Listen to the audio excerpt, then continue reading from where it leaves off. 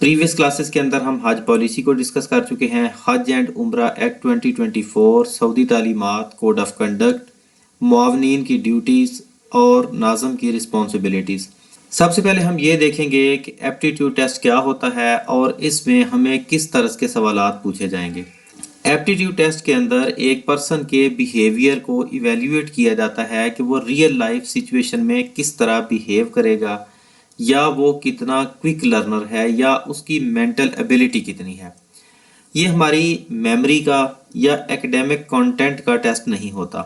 Aptitude test के अंदर आपको वर्बल रीजनिंग के सवालात पूछे जाएंगे, जैसा कि सिनोनिम्स, एंटोनिम्स, एनालॉजीज, सेंटेंस को कंप्लीट करना या एरर्स को फाइंड करना, पैराग्राफ की रीजनिंग करना एट्सेट्रा। या लॉजिकल रीजनिंग के ऊपर बात की जाएगी, जैसे a is equal to B, b is equal to C, then a will also be equal to C. तो ये लॉजिकल रीजनिंग होगी, इस टाइप के सवालात पूछे जाएंगे। क्वांटिटेटिव रीजनिंग के ऊपर बात होगी, जिसमें मैथ आएगा, basic arithmetic, percentage, algebra, number series, specifications, word problems etcetera. तो हम इनकी कुछ एग्जांपल्स करते हैं। यहाँ मैंने एप्टीट्यूड टेस्ट के ऊपर एक पूरी जो है वो डॉक्यूमेंट तैयार किया है, जिसके अंदर तकरीबन 28 पेजेस हैं और 200 से ज्यादा एमसीक्यूज प्रैक्टिस के लिए रखे गए हैं, क्योंकि एप्टीट्यूड टेस्ट जो है ये अपनी जात में एक समंदर है। जैसे पहला question, choose the synonym of the word adjacent. अब एडजेसेंट का मतलब होता है मुल्हिका, यानी कि साथ मिला हुआ। तो हमने इसका मुतरादफ तलाश करना है। नीचे अपोजिट है, फार है, नियर बाई है, तो नियर बाई जो है वो इसका सिनोनिम होगा। आगे हम देखते हैं, सपोज करेंगे choose the antonym of the word, तो इसका हमने उल्ट तलाश करना है। ठीक है, अब इसका जो उल्ट होगा वो हमारे पास होगा इनफ। इसका मतलब होता है बहुत थोड़ा और इसका मतलब होता है काफी ज्यादा। आगे आता है चूज द एनालॉजी, कि इसमें हमने एनालॉजीज को जो है वो चूज करना है। जैसे bird is to nest and lion is to dash, कि परिंदे जो है वो घोंसलों में रहते हैं, तो शेर जो है वो अपनी कुछार में रहते हैं। तो डेन, शेर फॉरेस्ट में तो रहता है लेकिन वो केज में नहीं रहता, वो डेन में रहता है। इसी तरह choose the correct word, he insisted dash going early, he insisted on going early. तो इसके अंदर इस तरह की चीजें आपसे पूछी जाएंगी। Choose the best meaning of the idiom hit the sake.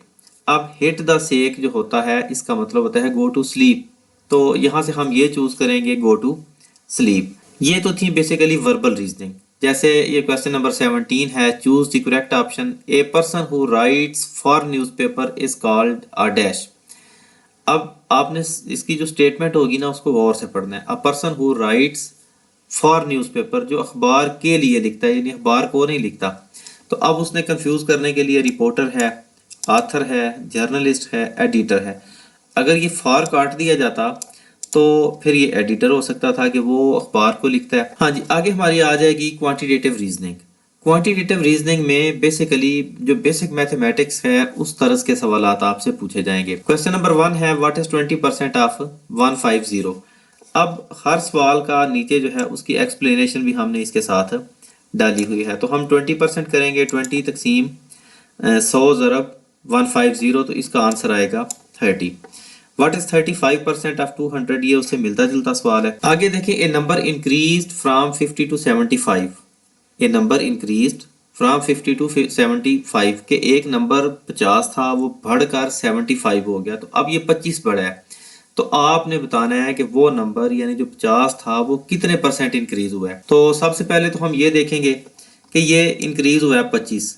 अब हमने 25 तकसीम 50 तरफ 100 करना है, तो ये वाला जो नंबर था ना ये 50, ये अपनी जात में आधा ज्यादा बढ़ गया, तो ये 50% इंक्रीज हो गया। आगे देखें, फाइंड सिंपल इंटरेस्ट। अब ये सिंपल इंटरेस्ट, कंपाउंड इंटरेस्ट, इसके ऊपर सवाल आते हैं। यानी सिंपल इंटरेस्ट वो होता है कि जैसे आपने 1000 रुपया लोन लिया तो 5% इंटरेस्ट था, तो हर साल 1000 के साथ 5% लगेगा। कंपाउंड ये होता है कि 1000 आपने लोन लिया है, तो अगले साल जो 5% साथ लगेगा, फॉर एग्जांपल उसके 50 रुपए लगे, तो जो उससे अगले साल का सूद होगा ना वो 1000 पे नहीं होगा, वो 1050 पे होगा। ये कंपाउंड इंटरेस्ट होता है, इसका अलग से फार्मूला होता है। अब सिंपल इंटरेस्ट को कैलकुलेट हमने करना है, तो इसका ये होगा PRT over 100 is equal to 100 ज़रब 5 ज़रब 2। अब बेसिकली ये 100 उसने परसेंटेज का लगाया है, 5 तकसीम 100 ज़रब 2, और ये 2 साल के लिए उसने, तो 100 रुपए जो है ना वो इसके ऊपर इंटरेस्ट होगा। 60 is what percent of 300।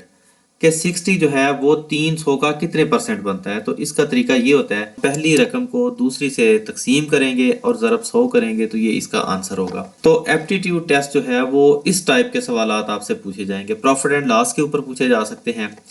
A man bought a pen for 80 कि उसने 80 रुपए का पेन खरीदा और उसने 100 रुपए में फरोख्त कर दिया, तो उसने कितने परसेंट जो है वो मुनाफा कमाया। उसने पेन खरीदा 80 का, उसने 100 का सेल कर दिया, तो अब उसको 20 रुपए जो है वो प्रॉफिट हुआ। तो इसका फार्मूला होता है प्रॉफिट तकसीम कीमत खरीद होती है, ज़रब 100 करते हैं, तो ये 25% इसका बनेगा। तो अपने स्टूडेंट्स की आसानी के लिए ये तकरीबन 400 प्लस MCQs जो है वो जस्ट फॉर प्रैक्टिस जो है वो हमने यहाँ पे कलेक्ट किए हैं और अनकरीब ये PDF फॉर्म में अवेलेबल होंगे ताकि स्टूडेंट्स जो है वो इसके ऊपर प्रैक्टिस कर सकें और कामयाबी उनका मुकद्दर बन सके। एक चीज़ दोबारा मैं आपको एक्सप्लेन कर दूं कि जो एकेडमिक पेपर होता है ना, जैसे ये खुदाम हुज्जाज के लिए ये हज पॉलिसी है, उम्रा एक्ट है, ये ऑलमोस्ट सारे लोगों ने पढ़ा होता है। स्टूडेंट मेजॉरिटी जो है वो इस एप्टीट्यूड टेस्ट के ऊपर आगे फंसती है, इसलिए इसके ऊपर ज़्यादा फोकस करें। आई होप आपको ये सारा कॉन्सेप्ट समझ में आ गया होगा। If you still have any query feel free to write here in the comment box.